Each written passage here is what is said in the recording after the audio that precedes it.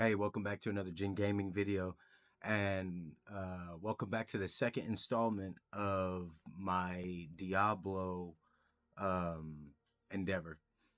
So sit back, grab some popcorn, and let's enjoy the video.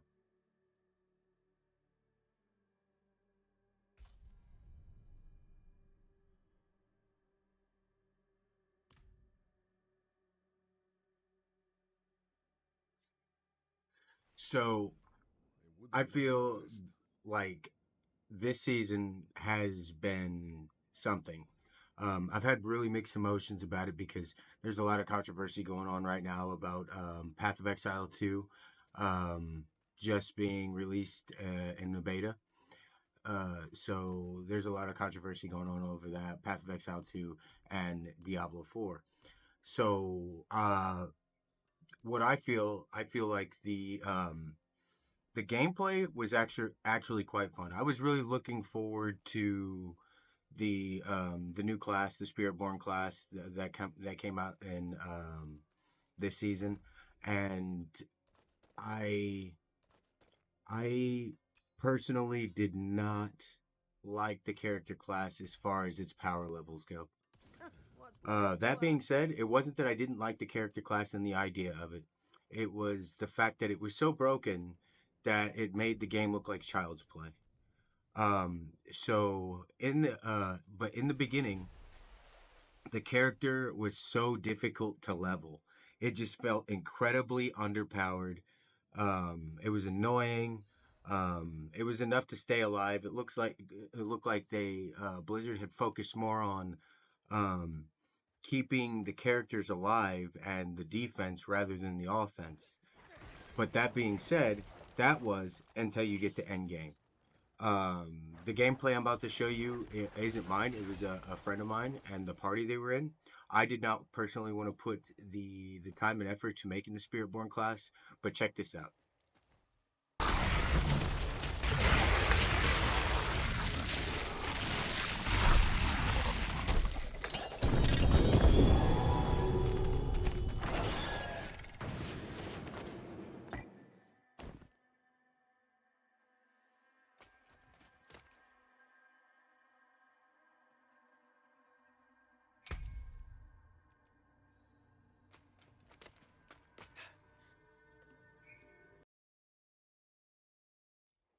Yeah, so I think what we need as far as the Paragon tree, I think the one of the main focuses for this character class to be effective would be having to deal with the Paragon points in the Paragon skill tree.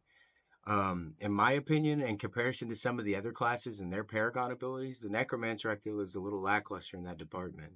Um, I mean, some of them aren't bad and they sync up really nice, but for some of them and how I built my Blood Mage, I felt like there could have been way more creative and viable options for this class. Um, I found myself when I go to level up the Paragon not wanting to do it because they don't seem that rewarding enough. Um, yeah, I mean, they provide a nice, viable buff for you, but it's just, in comparison, I feel like they're a little lackluster. Like, for example, my corpse skills, I only had two allocated glyphs, legendary, that I thought were even reasonable to my build, which it was actually pretty powerful. So I I went with those, but by the time I was, put points into my intelligence points and things in that nature, and I get to whether I just want to add another glyph or add more points, into my intelligence, my character skill points.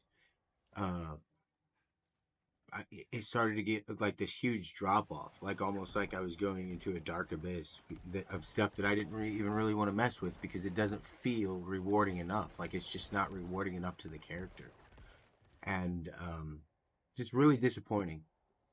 That being said,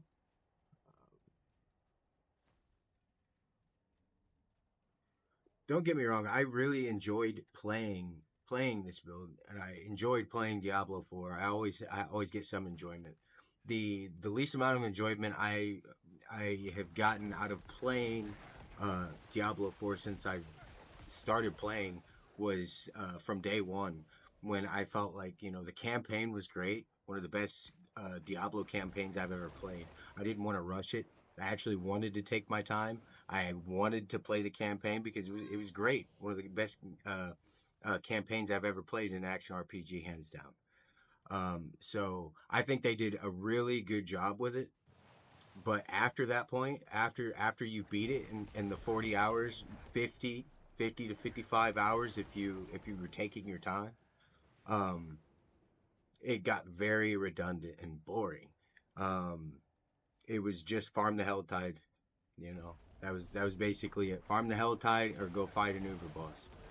And it was I just and at that time I was playing Path of Exile 1, and I didn't have the justification to sit there for the next 25 hours to get mediocre gear that was going to just get me to barely kill the bosses. Wasn't for me on day one. So after it came out with some updates, we were at like season 3, 4, something like that. I really started to pick up on it. There was more stuff to do towards the end game, more content towards the end, and more thought through content towards the end of the game that really attracted me to pick it up, because I had it for at least 2 seasons before I even actually went back to playing it because it was just so boring. Um, that uh, my final cut on this, as far as snipping them off at the legs here per se. I'm not trying to do that too much, but is the fact that when I put all this work and this effort into playing um, the season content, I get to the season content. I've got my first resplendent spark, which, as some of you may know, and if any of you watching actually play Diablo, you know those resplendent sparks are absolutely invaluable. And granted, there were more ways than ever this season to get mythics, but one of my preferred methods, especially when you're first starting the game, is to go through and get the guaranteed resplendent spark drops that drop out of the caches from doing the season content. So I grind on my weekend from work, and I put in probably 10, 15 hours of gameplay to be able to um, get my resplendent spark. I already had one from killing the Uber boss. I said, heck yeah, I'm about to get my Shaco. Um, some of you older Diablo players know what I'm talking about. And so I'm sitting there and I'm playing away, and I get to the end. I'm like, here it is. I'm getting my Shaco.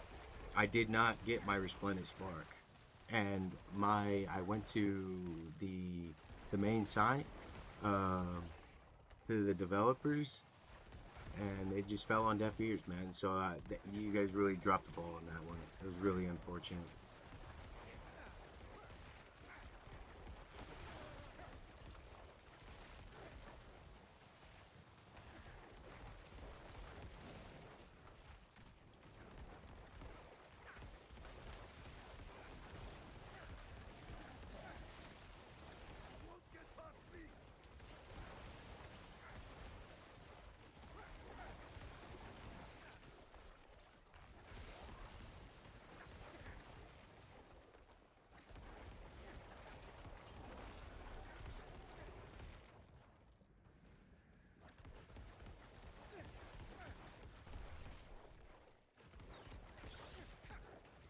Yeah. So after acquired the pieces that I needed, it was time to get the last bit of my build in. And you would think, in a league where we have mercenaries, you would think that there would be so much power, that these builds that aren't even necessarily meta per se, you know what I mean? Impressive. Um, we could make it just fine. I mean, the power levels in comparison to the meta builds, in comparison to maybe the less used builds, but are that can be pretty powerful, is, you know astronomical, astronomical. So I personally would like to see more balance changes um, come from the developers, because the game is incredible. It has a huge amount of potential, and it's doing all right. It's one of the better action RPGs in the genre, and and in my opinion, its only true competitor right now is Path of Exile too, and just I mean, even Path of Exile one, man. I mean, if you really think about it, I mean, it's a true competitor. Any diehards that get tired of playing, either one, have a tendency to go back to the other. So, I mean, I think just needs to be more emphasis um, on the other classes, and not just the Spiritborn in this scenario, or the more widely used classes. Some of those less used classes, they really need some love right now, because it's just like I've always been a diehard Necro fan. Goes all the way back to Diablo 2 when I was running a Poison and Bone Necro build. It's just, it's fun. It's fun. It's not meta per se. You know what I mean? I'd say it was in the you have if you had to put a percentage of players that would run it, it would probably be more like in the 20s in comparison to the more popular builds like the assassin build, because there's a huge amount of damage potential that you can drop the boss long before it even has the chance to attack you. I mean, that sort of thing. It's just absolutely absurd. Uh, Characters built for ad control does that really good. I mean, the necromancer excels at being able to control the enemies, right? Uh, you can stun, slow, mitigate their damage. You have constant curses applied to where it drops their damage potential, which makes you more tanky. The class in itself is very tanky, but if you have things in there that are able to just one shot, I think even if you decide to not build your character that way, there should be a viable way that you can literally just destroy the boss in a couple of shots like you can with the other builds. I mean, it's even if it is a specific build way. I'm not 100% best player on earth as far as Diablo goes, but I know a thing or two. I've been around the block, and it just seems a little soft. So um, that being said, I think honestly, at least we got some good content. I know some of you guys, Spiritborn players, you guys were loving that. I guarantee it. I just didn't have the patience and the perseverance to persist on a character, for one, I wasn't familiar with, and two, it wasn't that it wasn't fun. I just seen, you know, every character class. It seemed like there was one specific way to build that class, and that was it. You know what I mean? And I seen just that, and like every other character that I'd run into would be that, and that was the thing that was standing out, was the Spiritborn just savagely running into battle, hitting them with their little lion attack, and a decent amount of poison damage, and over with, and a fraction of a second. I mean, it's absurd. Killing, uber bosses in zero point 0.8 seconds. That's quite the feat, guys. Um, I mean, the power sounds nice, but it sounds like it would be, pretty boring. And even after I have completed the class, I have no desire to want to go back and play the Spiritborn class. Unfortunately, it was just so hard to level. You know, it's I just sit there for 10 minutes on a pack. I wasn't dying, but I don't want to sit there for 10 minutes and you know scratch a monster's back, an enemy's back, when they should be dead and I should be on the next pack monster. You know what I mean? The It just wasn't there for me. It just wasn't.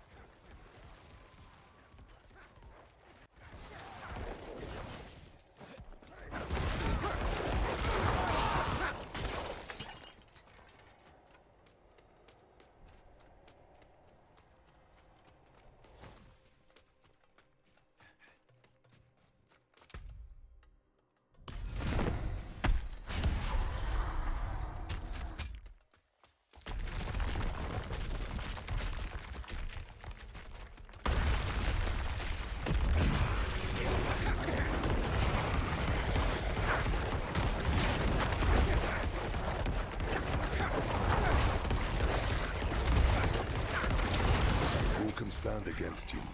Wouldn't be at your side.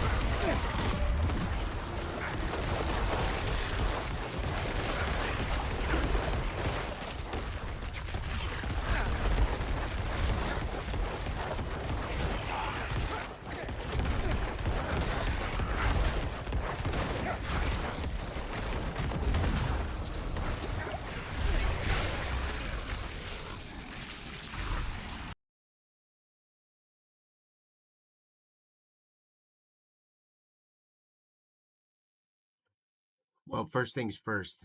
Let me start with my going over my build and how what I used this league to progress through Diablo 4.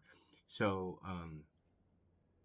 first off, you're gonna want to grind and get some gear that is like you want to focus on overpower damage, critical chance, and critical damage as your offensive maneuvers here. And then as far as your damage potential goes, when you get towards the end, you're gonna want to focus on your vulnerability. So first things first, you're gonna want to go for the Harlequin quest. This gives us plenty of life, which is really good to secure more damage in our overpowers. Maximum resource, armor, cooldown reduction for our super, our ultimate skill that we're gonna keep on constant upkeep. That cooldown reduction gives us a significant boost on keeping our ultimate ability at a constant pace. So, plus it gives us ranks to all skills and a damage reduction. Uh, Simple. Many of you guys already know what the Harlequin crest is. So, yeah. So for this build, Ethereal's Might is a good choice if you want to go for that, but it's not absolutely necessary. The Tyrael's Might, you can do it, but like I say, not absolutely necessary. The Adventures Tunic of Hardened Bones is what I got on for this build. A lot of your legendaries, you focus on life, essence, healing received, dodge chance. Having a little bit of dodge chance, I like to personally get it around 20% if I can. Uh, for most of the game, I had it about 25% with a little bit of armor and things in that nature. So, yeah, it did. This chest I used until uh, I picked up towards the end of the game with searching for a Tyrael's Mind, and I realized it's really not necessary. This provides keeps our mana where we want it to be, gives us some dodge chance and those more reliable freeze chances, which are really nice when we're dealing with huge pack monsters.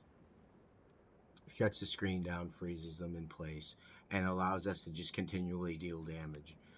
For somebody where I find it really difficult to achieve like one hit character builds, this does really good. So yeah, on next things, first things first, on to the next thing. Cures Embrace. This is absolutely mandatory to run this build, uh, uh, largely effective, right? These gloves are 100% necessary. Ideally, you're gonna want to, when you level up these gloves, you're gonna want the blood surge drains extra times for elites, and that Welcome to my right there home is away gonna from home. be a lot of our damage potential. As you can see, I don't have it right now, but I got unlucky, and it works for what I have right now. But if I decide to, that's what I'm gonna roll to. I'm gonna use the blood surge drains plus extra times because you get free shots in when you do that, and you can get upwards to plus 10, plus 15 extra times that your blood surge is activated, which is huge. It adds like a huge speed boost without actually having to add speed. It's really nice. Tides of Blood gives us extra damage, and you consume nearby corpses to create mini novas that deal 243 damage. This damage is increased by 10% for each enemy drained by your initial cast, up to 50%, as well as by 50 for each corpse. So I noticed that the slower you proc these gloves, the better they work as well. I don't know why, but I feel like if you give them a chance to absorb those corpses on the ground, yep, it'll hit hard. Um, I feel like one of a good way to make this build more powerful is to give us more viable ways to have corpses drop for synchronization of blood surge. Uh, so yeah, Blizzard, bring that to us, please. um, Next up, we have Serenity, which is really good because we're stacking a lot of health here. So we're healing received, life point percentage, damage reduction, and chance to heal. Uh, Guys, this thing excels at getting health fast. I get hit, health bar replenishes instantaneously. It heals really good. You get overshield, and as of right now, I'm sitting at 10k life. I get 10k fortify and another 10k barrier easily, just after a couple casts. It's incredible. It's very fun, very tanky, and not even the tankiest way you can build it because you can use a shield, but in this case, we're not using the shield.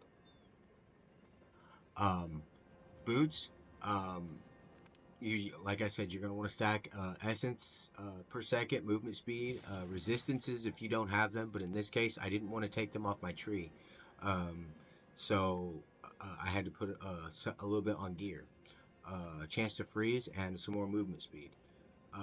Really,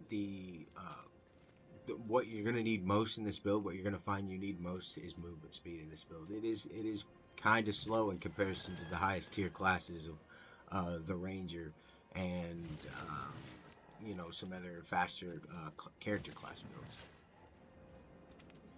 builds. The next thing you're going to want for that I specifically chose, you can use the sword, which would give you more critical damage.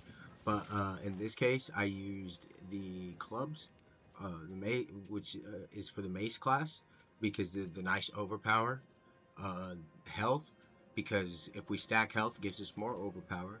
Damage, flat rate damage across the board, which is really nice. More overpower, crit damage, and our blood surge to deal double damage, which is really nice. Procs quite frequently, and this thing here, incredibly expensive. I couldn't find a three or even a double greater FX mace yet in while playing Diablo 4 all this season. They're incredibly rare and incredibly expensive if you can find them with the right rolls. You're probably talking 20 billion at least 20 30 billion uh, because they're stupidly rare.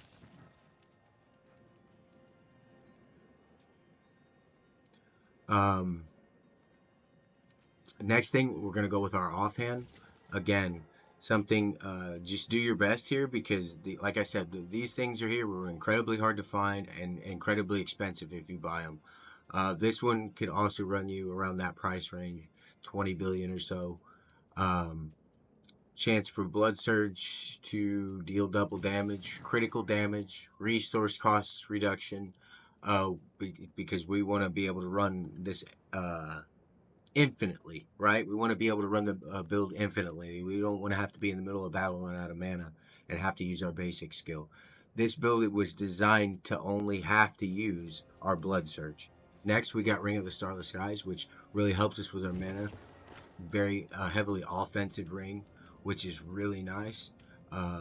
We put a diamond in it because we're going to need some resistances to elements. So we added those.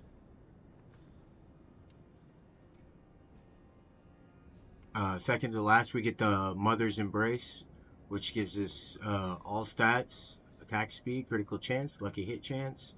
And if our core skill hits 4 or more enemies, 51% of our resource cost is refunded, which is incredibly awesome for keeping our mana bar up. And last but not least, the Banished Lord's Talisman, which this thing gives us some very heavy offensive capabilities. Gives us a guaranteed overpower. We get life, attack speed, overpower damage, core skills. After you spend 275% primary resource, your next core skill is guaranteed to overpower. The critical strikes that overpower deal 48% increased damage, which is really nice. So the faster we spend 275 primary resource, the faster we get to an overpower. So this build is designed to be really mana heavy, but also keep us a lot of mana. So we so we don't run out and we're left sitting, because this build really excels by leeching foes and staying alive. Um, the Book of the Dead, we went with sacrifices. We didn't use any minions, so we sacrificed all of our minions to get skill buffs. And this particular one, I got crit chance. So I got crit chance for our skirmishers on our skeleton warriors. Then our mages, we have the overpower damage is increased by 30%. We no longer raise skeletal mages. And our golems, we chose to go with life is increased by 20% to give us 1 more survivability and 2 more damage. So when we overpower, overpowers are based on our maximum life points